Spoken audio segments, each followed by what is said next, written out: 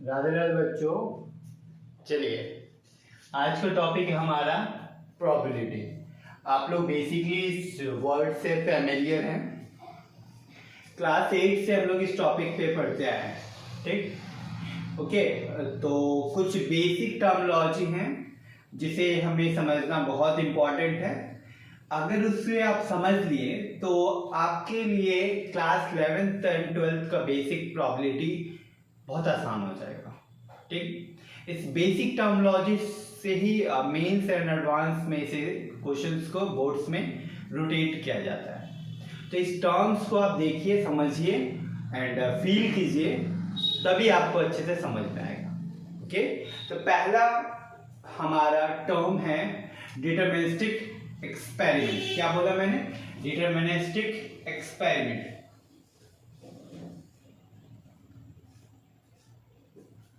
ठीक, दिख रहा है ना? एक बार देख के बता दीजिए कि दिख रहा है कि नहीं दिख रहा है। एक्सपेरिमेंट, डिटरमिनिस्टिक एक्सपेरिमेंट है। ये क्या होता है डिटरमिनिस्टिक एक्सपेरिमेंट? वो एक्सपेरिमेंट जो हम लोग लैब्स में करते हैं, ठीक, जिसे बार बार बार कीजिए, जिसका रिजल्ट आपके पास फिक्स्ड है।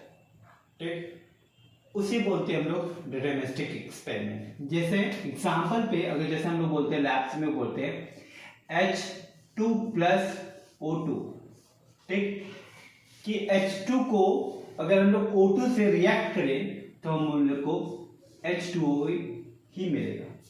ठीक, कंडीशन क्या रहना चाहिए इसमें? कंडीशंस क्या रहता है कि under identical conditions. Under identical conditions मतलब क्या होता है कि जो एक्सपेरिमेंट आप कर रहे हैं वो एक ही कंडीशंस में होना चाहिए, एक ही आइडेंटिकल कंडीशंस में होना चाहिए। मतलब जो एक्सपेरिमेंट कर रहे हो आप रूम टेम्परेचर पे कर रहे हो तो वो एक्सपेरिमेंट रूम टेम्परेचर में ही आप बार बार कीजिए, तो आपको आउटपुट आपको फिक्स मिलेगा। फिक्स है कि आपको वाटर ही मिलेगा, उसे बोलते हैं हम लोग डिटरमिनिस्टिक एक्सपेरिमेंट। जैसे HCl, H प्लस Cl को अगर मिलाते हैं तो हमें HCl मिलेगा। ठीक ना? इसे हम लोग बोलते हैं डिटरमिनिस्टिक एक्सपेरिमेंट। मतलब ये जो हम लोग का प्रोडक्ट बन रहा है ये हमें फिक्स्ड आएगा ही है। तो आप जितना भी एक्सपेरिमेंट कीजिए, जितना भी ट्रायल कीजिए, आपको आउटपुट फिक्स्ड है कि यही आएगा अंडर आइडेंटिकल कंडीशन। इसे बोलते हैं हम लोग डिटरमिनिस्टिक एक्सपेरिमेंट। क्या बोलते हैं? देखिए, थोड़ा अंग्रेजी में लिख लेते हैं। Those experiment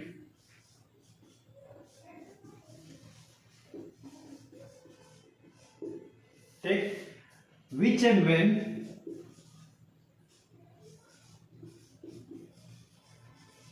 under identical condition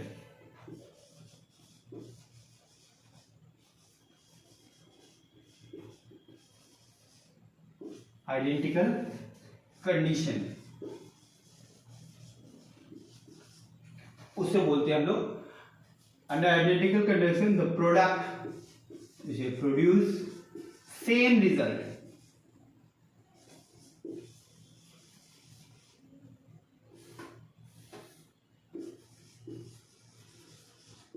उसे बोलते हैं हम लोग डिटरमिनिस्टिक एक्सपेरिमेंट। ठीक है, ओके।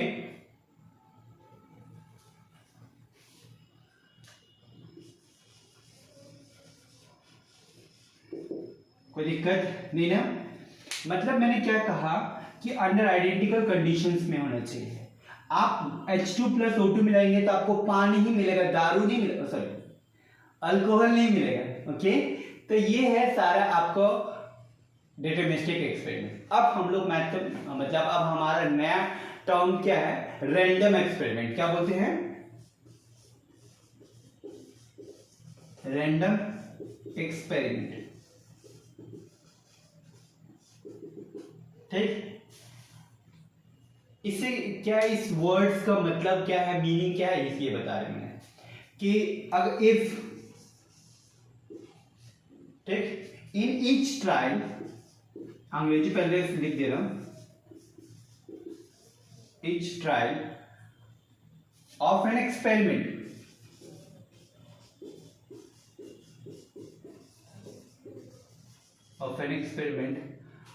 अंडर सेम कंडीशन या आइडेंटिकल कंडीशन बोलिए ना, यहां भी आइडेंटिकल बोला इसलिए मैं यहां भी बोल रहा हूं identical condition.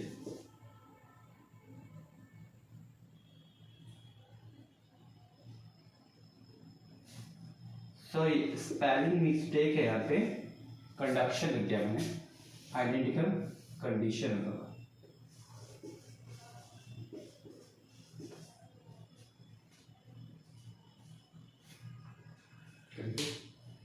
identical condition, the output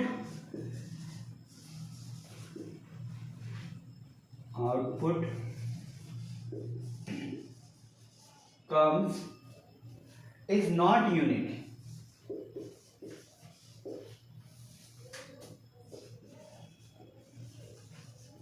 मतलब क्या है, रैंडम एक्सपेरिमेंट जिसे आप कोई भी एक्सपेरिमेंट कर रहे हैं, ठीक, को बहुत बार ट्रायल किए, बहुत बार, दो बार, 3 बार, 4 बार, 5 बार, 6 बार, 10 बार, 100 बार, कितना भी एक्सपेरिमेंट आप ट्रायल कर रहे हैं एक्सपेरिमेंट में एक ही आइडेंटिकल कंडीशंस में, तो आप देखिएगा कि जो आउटपुट है, जो आपका बार बार आउटपुट आपको आएगा, वो आपका यूनिक नहीं आएगा। मतलब अभी कुछ और है, बाद में कुछ और आएगा, ठीक। सपोज दैट आप एक सिक्का उछाल रहे, ठीक ना, एक सिक्का उछाले तो आपने क्या देखा, एक बार हेड आएगा, एक बार टेल आएगा, ठीक ना। उसे बोलते हैं हम लोग रैंडम एक्सपेरिमेंट। जैसे अब मैं आपको दिखा रहा हूं कि ये कार्ड्स है, तो बहुत अच्छे से आप लोगों को पता होगा, मेरे से ज्यादा फेमिलियर होंगे आप लोग, ठीक ना।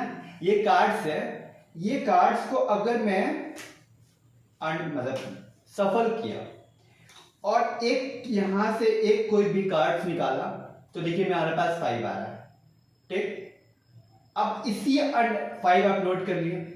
अब दूसरा बार जब दूसरा कार्ड निकाल रहा हूं तो देखिए के आ रहा है, ठीक ना। वो आपको बताऊंगा मैं कि हार्ट शेप ये सब सारा बाद में रखिएगा।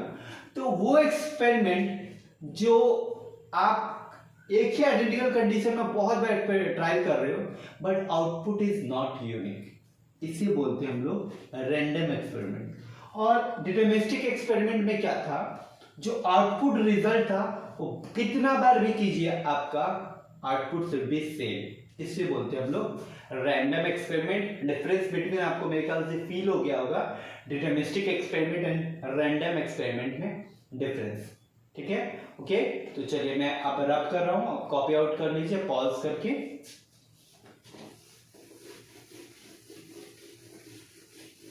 अब हमारा नेक्स्ट टर्म क्या है, सैंपल स्पेस। क्या है, सैंपल स्पेस, सैंपल स्पेस, ठीक।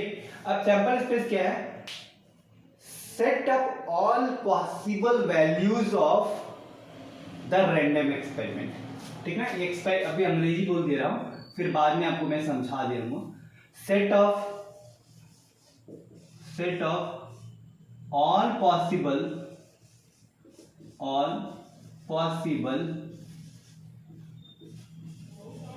values, या आप बोल सकते हैं ऑल वैल्यूज मत लिखें, ये ज्यादा अच्छा नहीं लगेगा। Set up all possible outcomes of random experiment,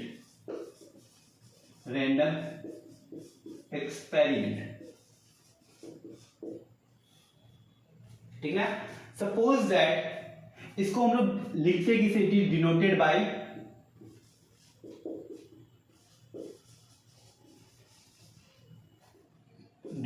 by capital S.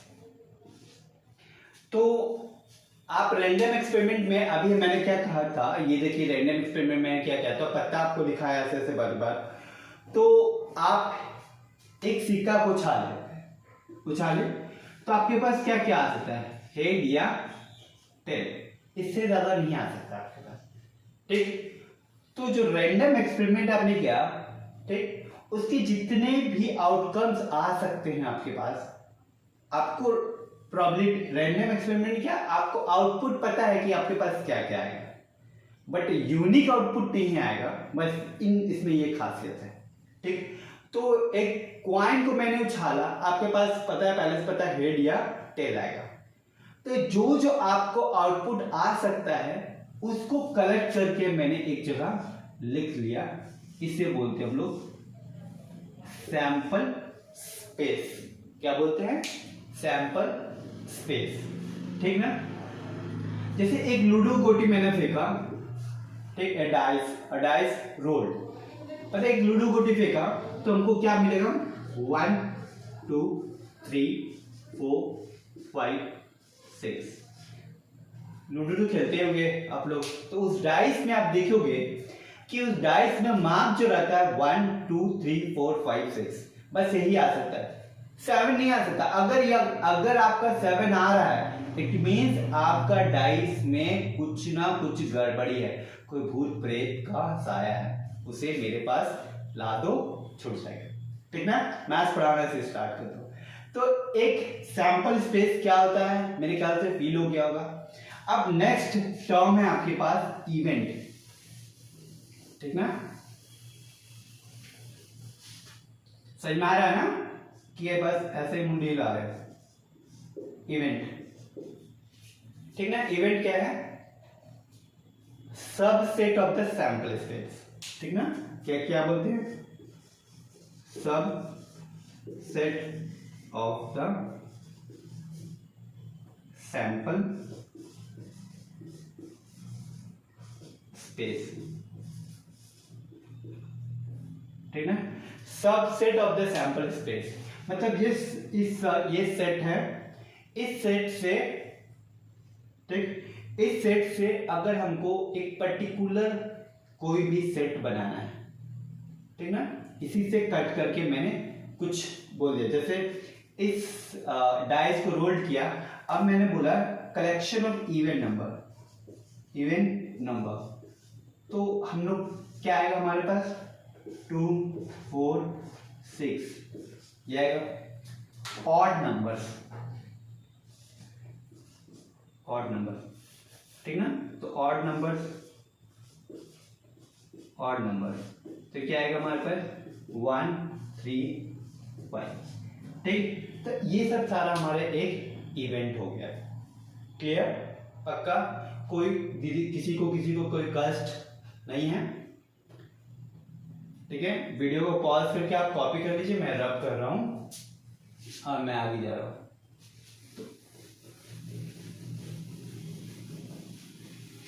अब नेक्स्ट टर्म हमारा है, ठीक ना, इवेंट के बाद हम लोग पढ़ लेते हैं एग्जॉस्टिव इवेंट। ठीक ना, क्या है? एग्जॉस्टिव। ठीक, क्या है एग्जॉस्टिव इवेंट? एग्जॉस्टिव इवेंट, ठीक है, मैं थोड़ा रिफिल डाल लेता हूं, मुझे लग रहा है कि रिफिल की कमी है।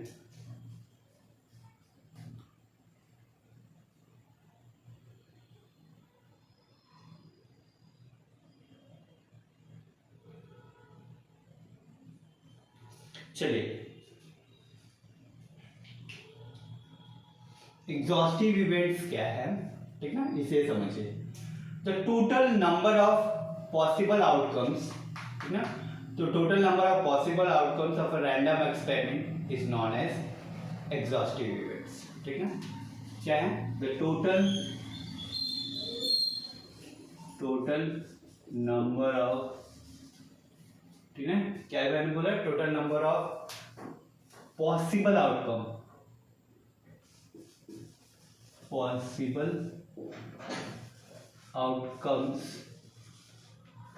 ठीक ना, ऑफ रैंडम एक्सपेरिमेंट।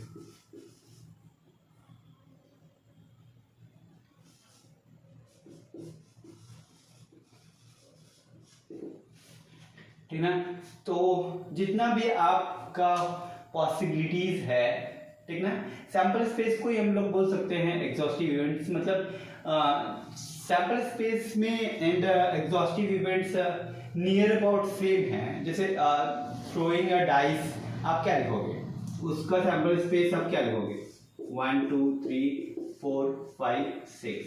तो ये सब सारा क्या है, हमारा एग्जॉस्टिव इवेंट्स का एलिमेंट्स है। ठीक है, इसको हम लोग क्या बोलते हैं, ये टर्म ये 1 2 3 4 5 6 है, मेरा ये है सैंपल स्पेस का एलिमेंट्स है। ठीक है, इसे क्या बोलते हैं हम लोग, सैंपल स्पेस का एलिमेंट्स। ठीक, एग्जॉस्टिव इवेंट्स क्लियर हो गया सबको, ठीक ना। अब फेवरेबल इवेंट्स, क्या हमारा favourable events,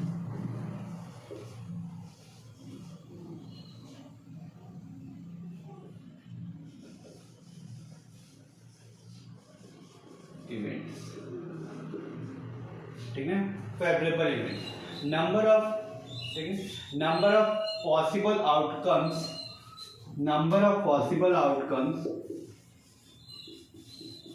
possible outcomes that favours, favourable, favours नहीं, फेवरेबल,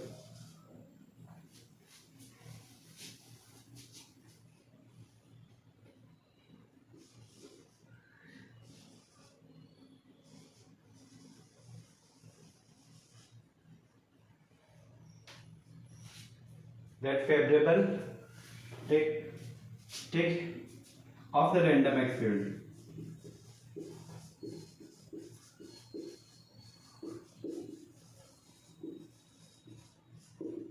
ठीक, मतलब क्या है, जैसे अगर मैंने क्या कहा, एक सैंपल स्पेस मैंने बनाया 1 2 3 4 5 6, ये हमारा रैंडम एक्सपेरिमेंट का सारा आउटपुट आ गया।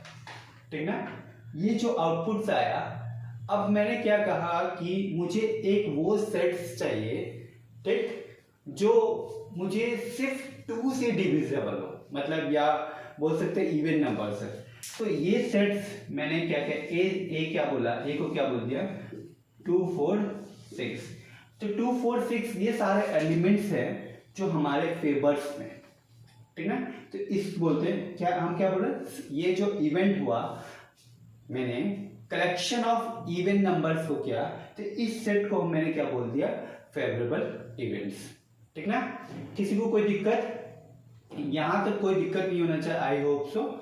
एंड अब मैं जा रहा हूं आपको पढ़ाने के लिए classical definition of classical definition of probability. ठीक है, क्लासिकल डेफिनेशन ऑफ प्रोबेबिलिटी कब तक वैलिड है, कब तक अनवैलिड है, ये सब चीज मैं आपको डिस्कस कर रहा हूं। ठीक है, अब हम लोग टॉपिक डालते हैं classical definition of probability.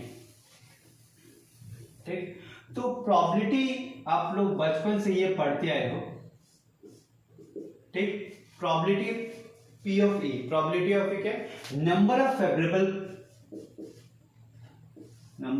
Favourable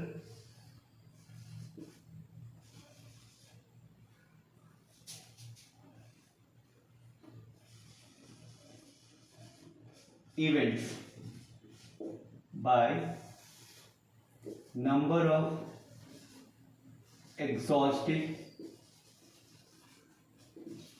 events। ठीक, तो जैसे इसमें अब मैं यहीं पे बात करता हूं कि एक ठीक ना, और एक यहाँ पे एक वर्ड्स है, देखो ध्यान से, जो सारा टर्म्स है, मतलब जो सारा एलिमेंट्स है वो इक्विलाइटली है। इक्विलाइटली मतलब क्या, 1 आने का जितना पॉसिबिलिटी है, 2 आने का भी सेम पॉसिबिलिटी है, 3 आने का भी सेम पॉसिबिलिटी है, 4 भी सेम। मतलब अगर 1 जितना बार आ सकता है, 1 एक बार आया है, 1 आप पिक करने का अगर आपको बोला जाए कि आंख बंद करके पिक कीजिए 1, तो जितना बार 1 आ सकता है उतना बार 2 भी आ सकता है, उतना बार 3 भी आ सकता है, उतना बार 4 आ सकता है। मतलब कोई भी, मतलब ऐसा नहीं है कि इस सैंपल स्पेस में कि पार्शियलिटी चला है। ठीक ना, पार्शियलिटी नहीं, 1 को आने का जितना हक है, 2 को भी उतना ही आने का हक है, उससे बोलते हैं हम लोग इक्विलाइटी। ठीक ना, तो नंबर आप यहाँ पे देखते हैं हम लोग एक डाइस को रोल किए तो उसका प्रोबेबिलिटी हमारे पास क्या आ रहा है, ठीक है, ये समझो। तो अगर मैंने क्या कहा, कोई मतलब बोला कि एक डाइस को फेंके तो इवन नंबर आने का क्या प्रोबेबिलिटी है, क्या फिर से बोला मैंने कि एक डाई को फेंका मैंने तो उसमें से इवन नंबर आने का कम्स आउटपुट्स जो है जो इवन नंबर्स आना चाहिए उसका पॉसिबिलिटी क्या है उसको बता रहा हूं मैं, ठीक ना। तो हमारा सैंपल स्पेस क्या बनेगा 1 2 3 4 5 6 और इवन नंबर आने का क्या सबसेट्स बनना हमारे पास 2 4 6। तो हमने क्या लिखा है classical definition number of favourable events, तो कितना हमारे फेवर्स में इवेंट्स है, मतलब ये बनना आउटपुट 1 2 3 तो 3 बाय और टोटल पॉसिबल आउटकम्स कितना हमारे पास 6, तो ये कितना गया 1/2, ठीक ना। तो ये हमारा क्लासिकल डेफिनेशन है प्रोबेबिलिटी का और ये वैलिड है तब तक जब तक आपका जो सैंपल स्पेस बना है आपका वो इक्वी लाइकली है तब तक। अगर आपका ये इवेंट्स सैंपल स्पेस का जो इवेंट्स है ये इक्वी लाइकली नहीं है तो ये क्लासिकल डेफिनेशन अनवैलिड है, ठीक ना।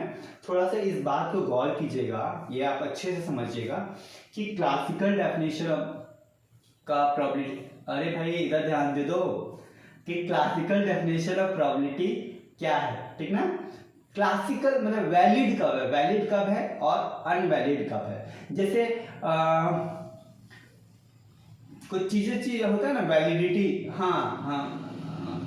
आप देखते होगे ना मतलब आपका फोन का रिचार्ज कब तक वैलिड है 31 मार्च या 31 मार्च इतना दिन तक वैलिड है, आफ्टर दैट आपको अगेन रिचार्ज कराना पड़ेगा, ठीक ना।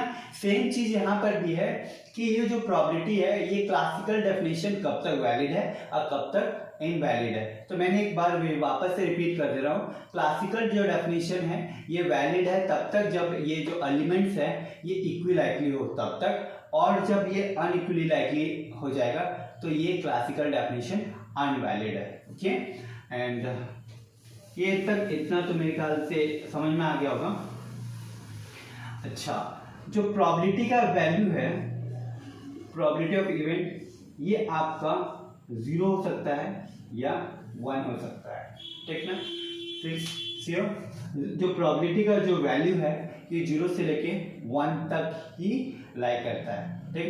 1 से एक्सीड कभी नहीं प्रोबेबिलिटी जाएगा एंड नेगेटिव में भी प्रोबेबिलिटी कभी नहीं जा सकता है। अगर आपका प्रोबेबिलिटी का वैल्यू 0 आ रहा है, इट मीन्स क्या है, जो नंबर ऑफ फेवरेबल इवेंट्स है वो आपके फेवर में है ही नहीं, ठीक ना। जैसे अगर मैंने बोल दिया यहाँ पे कि सैंपल स्पेस 1 2 3 4 5 6 ये है एक डाइस का, एंड अब मैंने पूछ दिया कि 7 आने का क्या प्रोबेबिलिटी है, तो 7 तो 0, आपके 7 सैंपल स्पेस में है ही नहीं, एक लूडो गोटी में डाइस में 7 आ ही नहीं सकता है, तो वो क्वेश्चन आप तो पूछ ही नहीं सकते, मतलब क्वेश्चन तो पूछ ही सकता है कि 7 को आने का क्या प्रोबेबिलिटी, तो 0, क्योंकि 7 एक लूडो डाइस की गोटी में होता ही नहीं है, तो उस पर 7 कभी आ ही नहीं सकता है, तो ये इसका प्रोबेबिलिटी क्या आ जाएगा 0, ठीक ना। अच्छा, यहाँ तो कोई दिक्कत कोई कष्ट तो नहीं होना चाहिए मेरे ख्याल से, ठीक। एंड 1 कब आ सकता है, जब आपका श्योर शॉर्ट इवेंट हो, मतलब जितना फेवरेबल कंडीशन हो आप उतना ही आपका एग्जॉस्टिव इवेंट्स हो, दोनों सेम हो जाए तो हम बोल सकते हैं श्योर शॉर्ट इवेंट है। क्लियर, इसको मेरे ख्याल से आपको फील हो गया होगा कि प्रोबेबिलिटी का वैल्यू कहाँ से कहाँ तक लाई करता है। प्रोबेबिलिटी का वैल्यू 0 से लेके 1 तक लाई करता है, ठीक ना। कोई दिक्कत है तो बोलो।